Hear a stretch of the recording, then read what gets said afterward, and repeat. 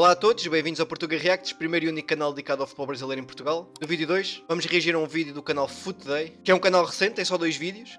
Eu sugiro que se inscrevam no canal do Foot Day. E neste vídeo, basicamente, vou reagir à CBF, né? Que já há muito tempo tem práticas muito duvidosas. Eu reconheço que não é só a CBF que tem práticas menos boas no futebol. Essas práticas menos legais ou menos boas são feitas literalmente no mundo inteiro. Só em alguns sítios é pior, em outros não.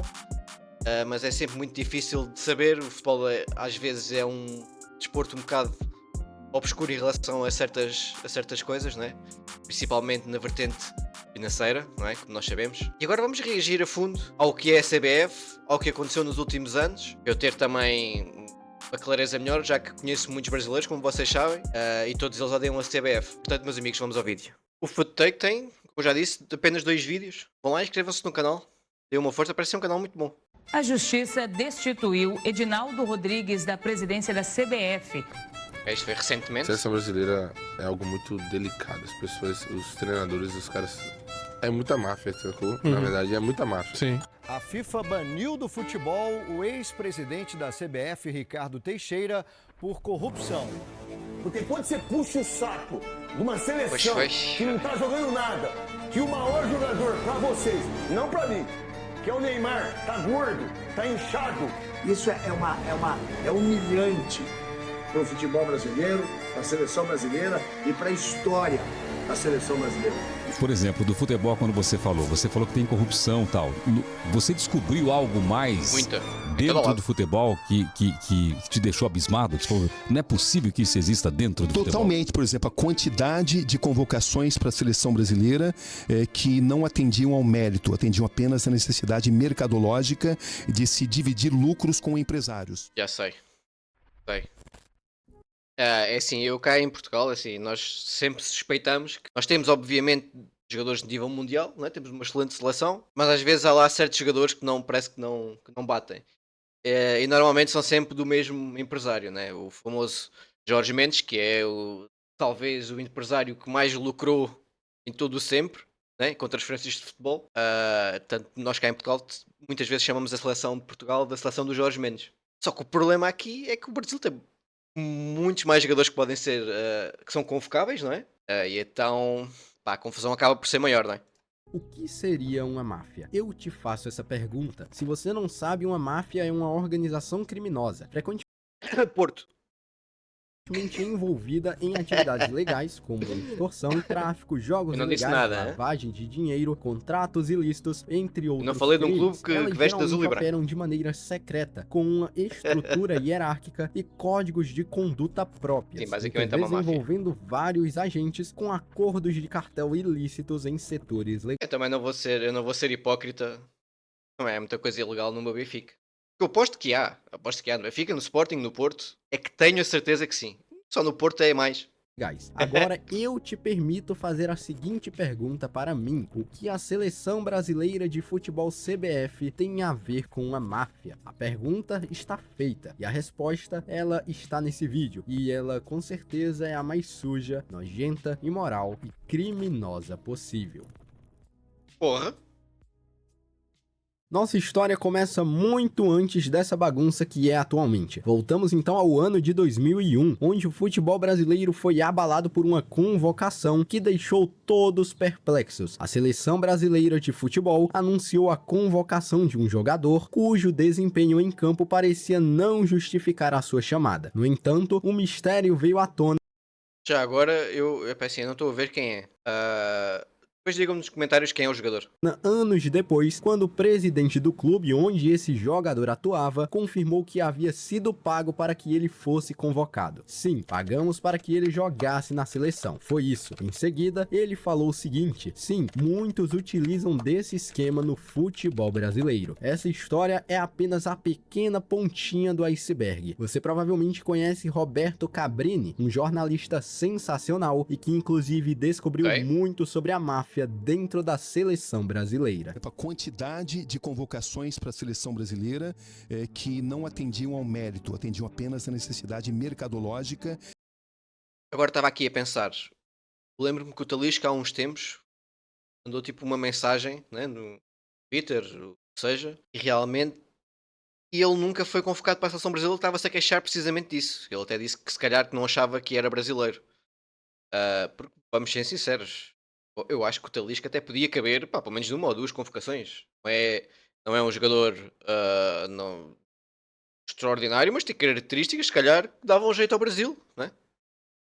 De se dividir lucros com empresários. O ponto é, essa história, como eu falei, é apenas a pequena ponta do iceberg, e ela vai muito, mas muito além do que a gente imagina. Enquanto o mundo celebrava a vitória da França em 1998, o Brasil sofria por mais uma Copa do Mundo tirada debaixo de seus narizes. A única pergunta que Lembro-me bem ecoava em disto. todos os cantos pelo Brasil e pelo mundo era a Que eu seguinte: era uma criança, o meu ídolo era o Ronaldo, não é? O Nazário, queria que, obviamente, que o Brasil ganhasse e o Brasil perdeu. Tinha começado a ver futebol há pouco tempo, eu tinha 8 anos, se não me engano, na altura, e queria ver o meu ídolo, a pessoa que fez gostar de futebol, ganhar o título, e não aconteceu, não é? como Para mim foi carambolas um o dia Brasil triste. perdeu esse título? As suspeitas logo caíram para a Nike, Sim, que há a estava teoria da supostamente conspiração. envolvida em um esquema obscuro junto da CBF. A situação ficou tão tensa Mas assim, não tem lógica, porque se o esquema é da Nike, o Ronaldo era o garoto propaganda da Nike, não é? Eles tinham que fazer para o Brasil ganhar. Penso eu.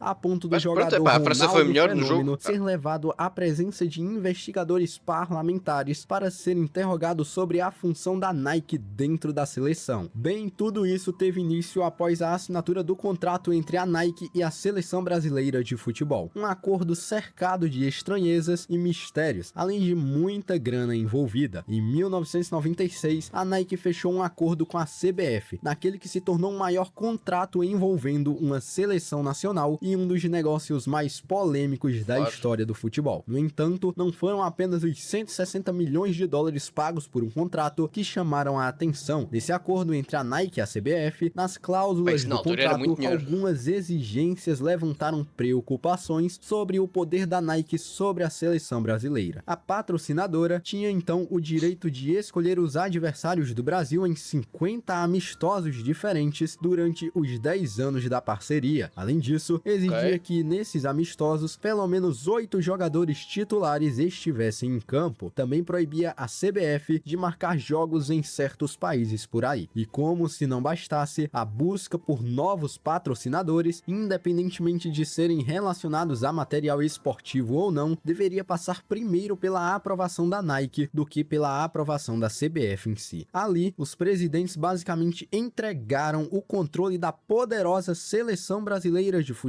nas mãos da Nike. Essa influência atingiu seu ápice durante a final da Copa do Mundo de 1998, não pela derrota do Brasil, o grande favorito, mas sim pelos eventos inexplicáveis que cercaram o craque da amarelinha. Ronaldo Fenômeno teve uma convulsão misteriosa.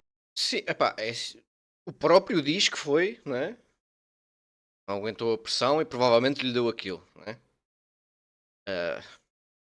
Horas antes do jogo acontecer. A escalação de Edmundo no lugar do Fenômeno já havia sido divulgada para a imprensa mundial, o que no tempo, foi um baque absurdo, pois todos se perguntaram como vão jogar sem o melhor centroavante do mundo. No entanto, minutos antes do início da partida, houve uma reviravolta e Ronaldo foi escalado como titular do nada, após o desempenho abaixo da média. Eu ouvi outra vez ele dizer, né, que queria jogar, né? Não lhe fez bem, mas que queria jogar, é que tinha que jogar, pronto, mas foi muito confuso. 3-0 para a França, surgiram rumores de que a Nike, que também tinha um acordo de patrocínio com o atleta, insistiu que ele jogasse contra as recomendações médicas, afinal, ele era o garoto propaganda de sua campanha de marketing. Em um áudio vazado de Edmundo, ele chegou a mencionar o seguinte, abre aspas, tem um contrato que o Ronaldo Fenômeno tem que jogar todos os jogos de 90 minutos, mas que a Nike tem uma força justiça no Brasil, isso é verdade. Fecha aspas. A Nike se tornou uma das grandes vilãs naquela derrota. Quando a equipe do Brasil retornou ao aeroporto do Rio de Janeiro, eles se depararam com uma faixa que expressava o sentimento nacional de forma simples e direta. Uma bandeira brasileira com o slogan Ordem e Progresso, substituindo então esse slogan pela palavra Nike. Bom, isso era apenas o começo dessa grande polêmica e esse contrato que atordoa até hoje dentro da CBF. Se eu pudesse definir tudo isso com apenas uma palavra, ela seria máfia.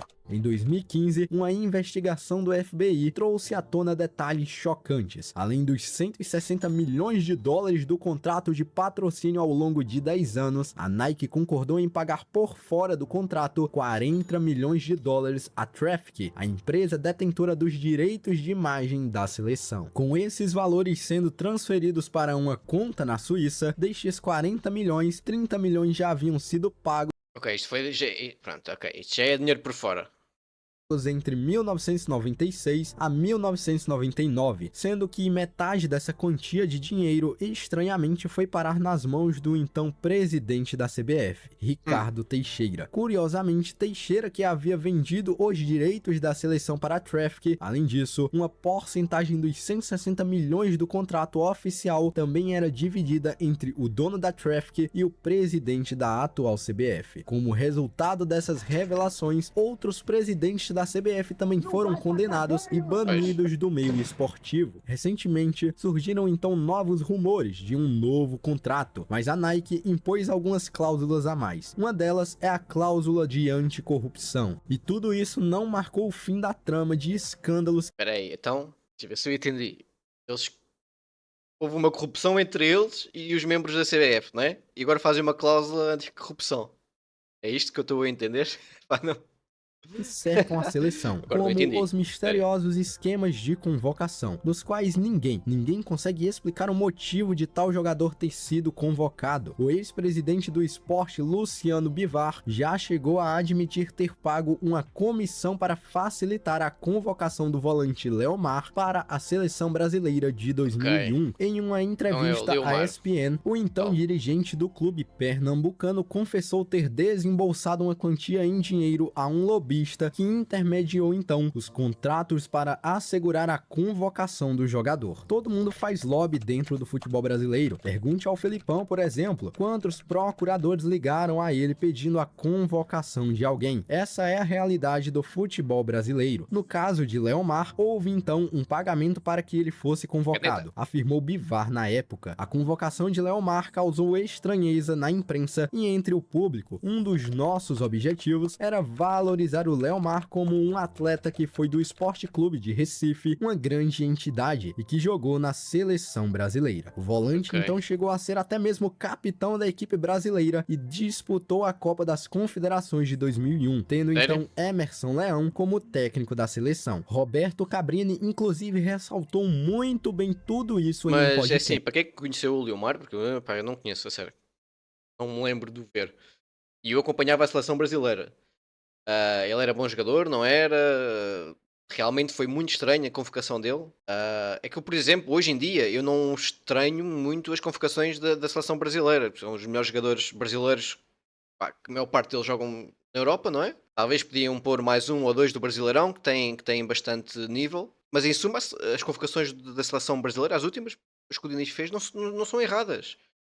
São realmente os melhores jogadores brasileiros. Mas, pode sempre haver lá um ou dois que... Eu tenho dúvida de um ou outro, sim. Mas em suma é isso. Agora, esta é um bocado... Eu não quero desmerecer o Sport, né? Obviamente.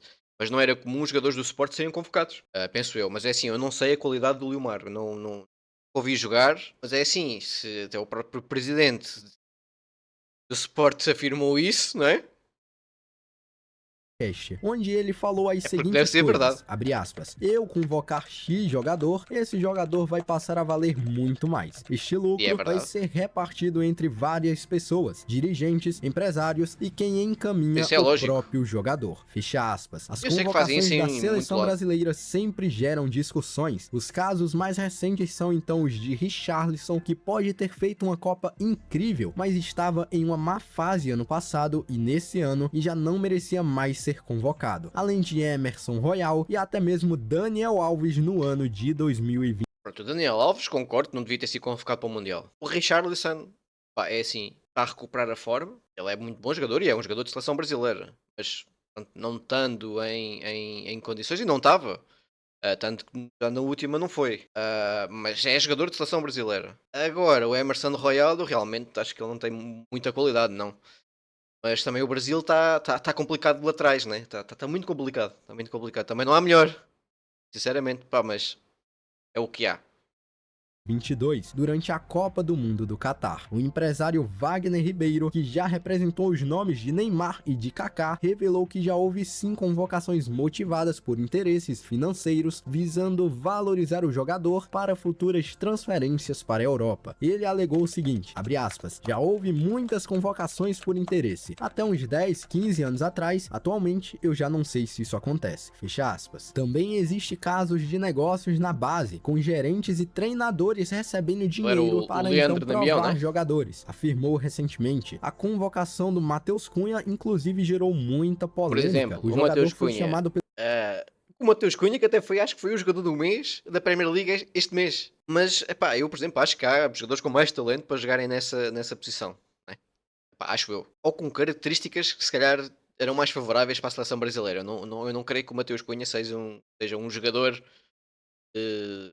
É um jogador de seleção, mas não é nada demais. Mas por acaso foi curioso essa situação de ele ter sido o jogador do mês. E outra coisa que eu reparei que foi na última convocação, principalmente na última convocação, criticaram muitos jogadores que entraram lá e todos eles, quando voltaram à Europa, na mesma semana, todos eles marcaram um gol. Os que foram criticados, tipo o João Pedro, sei lá, foram muitos. Eu vou ver os resumos, que eu vejo sempre. Não vejo o jogo, vejo os resumos de quase todas as ligas, dos principais jogos. E eu lembro de ver esses jogadores a fazer gol e a jogar muito, assim, algo aqui não bate certo.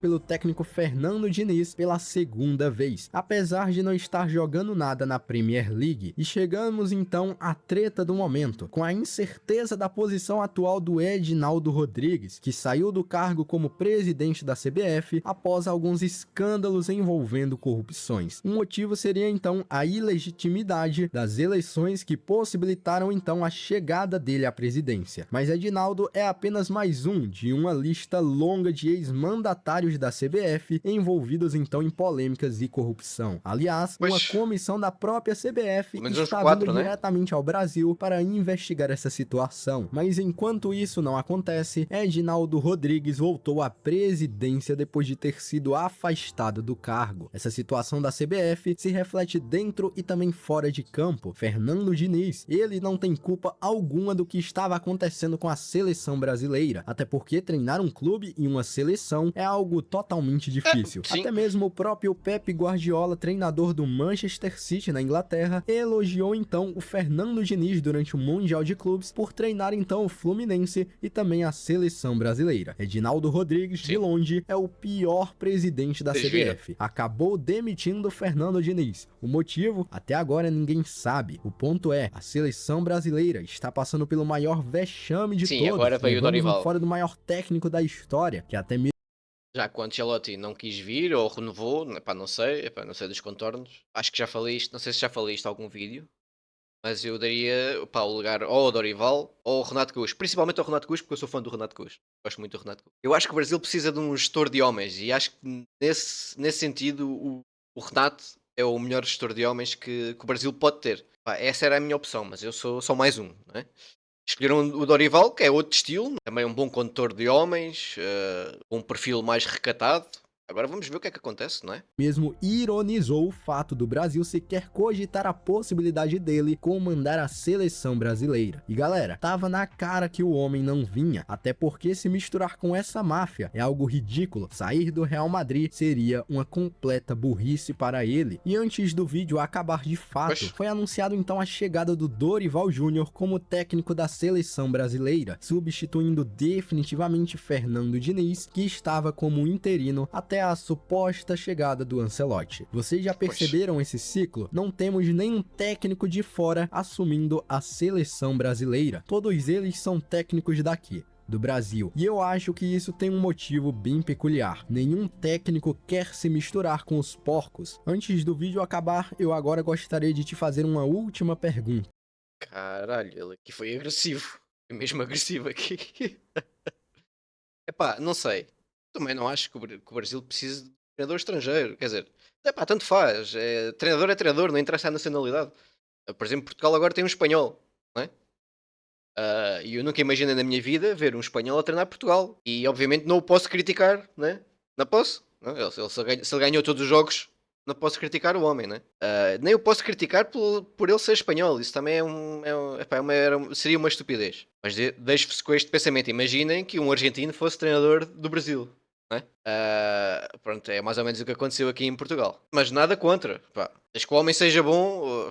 Toda a gente sabe que hoje é difícil ter os melhores treinadores nas seleções. Os melhores treinadores estão nos clubes. Eles não querem ir para as seleções.